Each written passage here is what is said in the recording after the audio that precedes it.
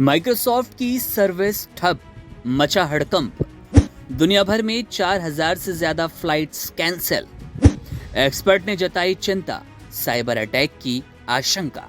आज अभी कहना बहुत मुश्किल है क्या हुआ है, लेकिन ये बात स्पष्ट है कि कंप्यूटर्स चलने बंद हो गए हैं। उनको जब लॉगिन करते हैं तब दिक्कत आती है। बहुत सारे कंप्यूटर्स में ब्लू डेथ स्क्रीन नजर आ रही है। ये ना केवल साइबर सुरक्षा में सेंध का एक प्रकरण है, ये कहीं ना कहीं साइबर टेरर के साथ भी इसके तार जुड़े हो सकते हैं। इस तमाम सारे मामले को तफ्तीश करने की आवश्यकता है, जवाब देने की आवश्यकता है सर्विस प्रोवाइडर्स की कि साहब इस तरह की घटना घटित होने से पहले आप लोगों ने क्या क्या कदम उठाए थे ताकि इस तरह की घटना घटित ना हो सके। आज अभी कहना बहुत मुश्किल है क्या हुआ है, लेकिन ये बात स्पष्ट है कि कंप्यूटर्स चलने बंद हो गए हैं। उनको जब लॉगिन करते हैं तब दिक्कत आती है। बहुत सारे कंप्यूटर्स में ब्लू डेथ स्क्रीन नजर आ रही है और इसका सीधा तात्पर्य ये हुआ है कि कंप्यूटर ऑपरेशंस ठप हो गए हैं। लगभग हर मानवीय एक्टिविटी कहीं ना कहीं भारतवर्ष में, पूरी दुनिया भर में इम्पैक्ट हो रही है। एयरलाइंस की उड़ानें बंद हो गई हैं, रद्द हो गई हैं क्योंकि सिस्टम्स काम नहीं कर रहे हैं।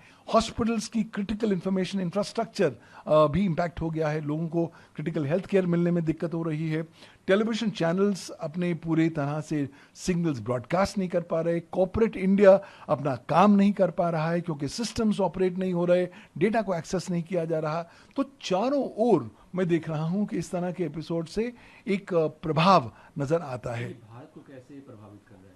देखिए, पूरी दुनिया भर को ये प्रभावित कर रहा है। भारत इसमें अकेला नहीं है, लेकिन हाँ, अगर मैं भारत के दृष्टिकोण से देखूं तो भारत में हर वो सेक्टर जो डिजिटल फॉर्मेट, जो कंप्यूटर सिस्टम्स या कंप्यूटर नेटवर्क्स का इस्तेमाल करता है, वो इस तरह के प्रकरण से इम्पैक्टेड है। ये ना केवल साइबर सुरक्षा में सेंध का एक प्रकरण है, ये कहीं ना कहीं साइबर टेरर के साथ भी इसके तार जुड़े हो सकते हैं। और इस तमाम सारे मामले को तफ्तीश करने की आवश्यकता है, जवाब देने की आवश्यकता है सर्विस प्रोवाइडर्स की कि साहब इस तरह की घटना घटित होने से पहले आप लोगों ने क्या क्या कदम उठाए थे ताकि इस तरह की घटना घटित ना हो सके। सर, भारत सरकार को अभी क्या मीटिंग्स दुनिया में हो रही है? सर, दुनिया के देश मीटिंग कर रहा है, भारत को कैसे इससे बचना चाहिए? देखिए, भारत को तुरंत अपनी एक रिकवरी स्ट्रैटेजी बनानी पड़ेगी।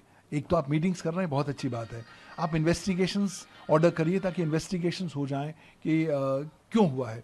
तीसरी बात, जवाबदारी मांगिए आप सर्विस प्रोवाइडर से कि साहब ऐसा क्यों हुआ, क्योंकि इस इतने बड़े पैमाने पर इस तरह की साइबर घटना दुनिया भर में नहीं हो रखी, भारत में तो खैर हुई ही नहीं है। साथ ही साथ मुझे लगता है केंद्रीय सरकार जितनी जल्दी अब रूल्स और रेगुलेशंस लेकर आएगी, धारा 87 रेड विद धारा 79 भारत के सूचना प्रौद्योगिकी कानून में, उतना अच्छा होगा। आवश्यकता है केंद्रीय सरकार जितने डिजिटल यूजर्स हैं उनके कॉन्फिडेंस को बरकरार रखने के लिए उन्हें संबोधित करे और बताए कि साहब अब इस तरह की घटना घटित हुई है, आप कृपया ये कदम उठाइए ताकि आपको कम से कम नुकसान हो सके, आपके डेटा को कम से कम नुकसान हो सके। और आने वाले समय में न केवल भारत को आवश्यकता है कि आप एक समर्पित कानून लेकर आएं जो साइबर सुरक्षा के प्रति समर्पित हो, बल्कि साथ ही साथ कहीं ना कहीं लोगों में ज्यादा जागरूकता फैलानी अत्यंत आवश्यकता हो गई है। लोग अब ये ना समझें कि साहब हम साइबर सुरक्षा पर लिप सर्विस देंगे तो काम चल जाएगा। लोग ये ना समझें कि साहब मैं अपने नेटवर्क पर कुछ भी कर लूं तो कुछ भी गड़बड़ होगी, सरकार देखेगी। सॉरी, इस हमारे तमाम सारे इस भवसागर में हम साथ साथ चल रहे हैं। सरकार की इतनी जिम्मेवारी है, हमारी भी इतनी जिम्मेवारी है। केंद्रीय सरकार बहुत काम कर रही है, लेकिन उपभोक्ताओं को भी साइबर सुरक्षा को जीवन जीने की शैली के स्वरूप में अडॉप्ट करना पड़ेगा।